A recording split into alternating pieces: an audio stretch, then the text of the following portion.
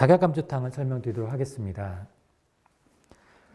자, 자가감초탕은 간단합니다. 작약과 감초로 되어 있는 약입니다. 우리가 클라시 지역은 작약하고 감초가 등분입니다. 이제 1대1로 등분되어 있는데, 오늘 근육통에 쓰는데, 가장 기초 처방입니다. 사실 자약감초탕은 가장 기초 처방인데, 어째 쓰느냐? 우리 옛날에는 이런 설명을 이렇게 이제 좀 어렵게 해 놓으셨는데, 작약이 군약입니다. 원래, 그래서 백작이 4돈입니다. 그리고 감초가 2돈. 그래서 백작이 16g, 감초가 8g. 상당히 고단위로 들어가죠. 형체 긴장에 쓰는 약입니다. 형체 긴장에 쓰는 약이고, 장약이 어떤 처방이 들어갔다면 근육의 긴장을 좀 완화하는 처방이라고 할 수 있고요. 감초는 근육의 긴장을 급격한 열의 울체를 좀 막아주는 처방입니다. 한방에서는 소염제, 둘 다 소염제입니다. 염증을 없애주는 약들이고, 그래서 보통 여러 개 쓰지만 기본적으로 갑기탕이라고 얘기를 하는데요. 우리가 근육의 급격한 수축에 의해서 근육통, 복통, 쥐날 때 가장 기초적으로 많이 쓰는 약이고, 어린이 같은 경우는 성장통. 그래서 우리가 아이한테도 쓰고 또 무릎 아플 때 이제 성인한테도 우리가 슬게데테 증후군에도 쓸 수 있는 약들입니다. 점퍼스니라든가 많이 쓸 수 있는 약들인데 복통에도 쓰고요. 또 이 약은 변비에도 쓰고 설사에도 쓸 수 있습니다. 하는 것들은 그래서 그럴 수 있고요. 주기적으로 쥐날 때 보통 이 약은 약간 마른 체질에 더 맞습니다. 마른 체질. 그래서 아이들한테 쓸 일도 있고, 그죠? 소화력이 약간 떨어지죠. 자약감초탕이 어떤 소화기 보약에 자약감초탕이 들어간 게 되게 많습니다. 인삼, 양념탕에도 자약감초탕이 들어있고요. 그래서 우리가 영양이 결핍되거나 노쇠하거나 이러면은 전체적으로 근육의 피로물질도 쉽게 해결이 잘 안 되고 그럴 수 있죠. 그래서 수척한 사람이거나 약간 나이 드신 분들, 이런 분들 쥐가 잘 난다 그러죠. 잘 해결이 안 되고 그런 분들 전체적으로 이 약은 약간 마른 사람에도 더 맞습니다. 비슷한 사람다. 그래서 병의 상태는 근육이 긴장되거나 과다하게 축제해서 경련이 일어나기 쉬운 상태.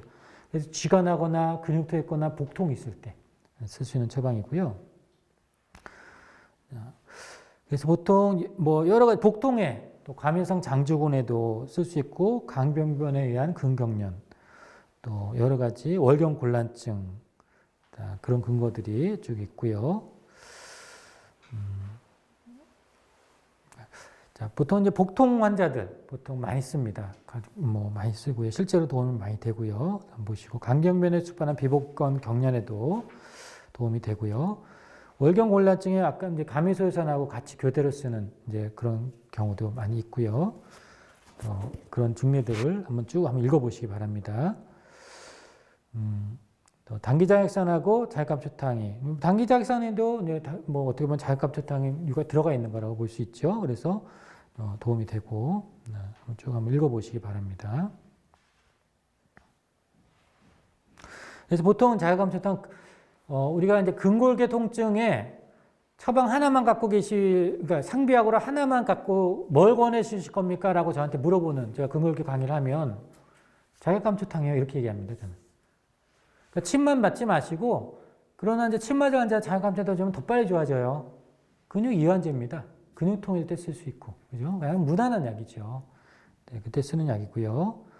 만성통증, 급소통증 다 쓸 수 있습니다. 그래서 아주 한의원에서 다빈도할 수 있는 약이죠.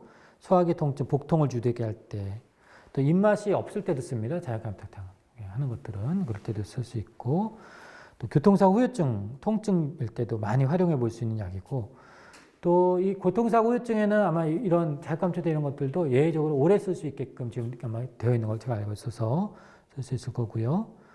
여기 통증에도 쓰고 여러 가지 쓸 수 있는 겁니다. 티 환자도 쓸 수 있고요. 제 경우 말씀드리겠습니다.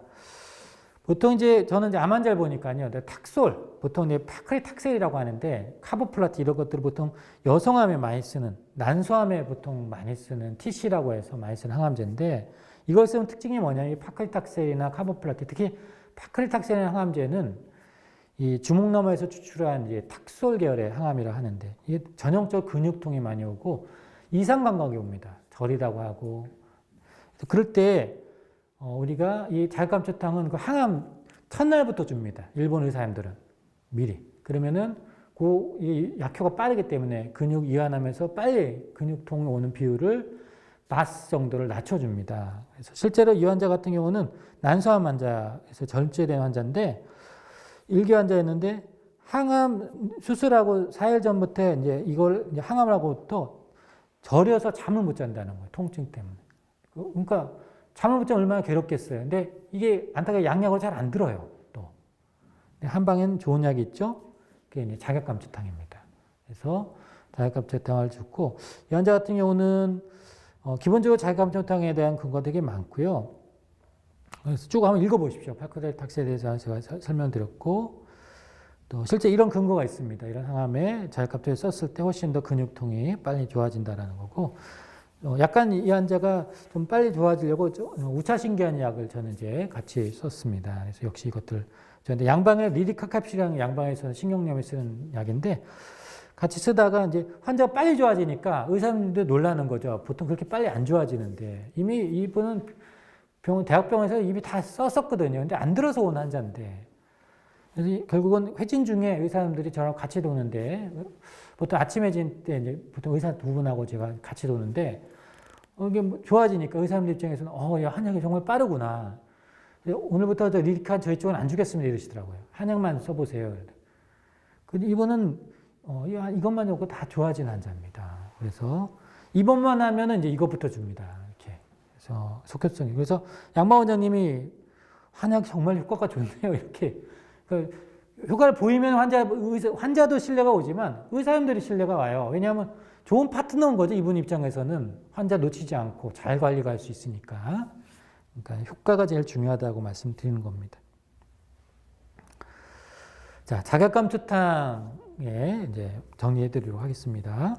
형체 긴장에 쓰는 기초 처방이고요. 쥐나거나 근육통, 복통 또는 저림에도 쓰는 약이라고 말씀드리는 거고, 전체적으로 수족한 사람에 더 맞습니다. 약간 노인한테도 쓰고 비슷한자한테는 잘 안 맞습니다.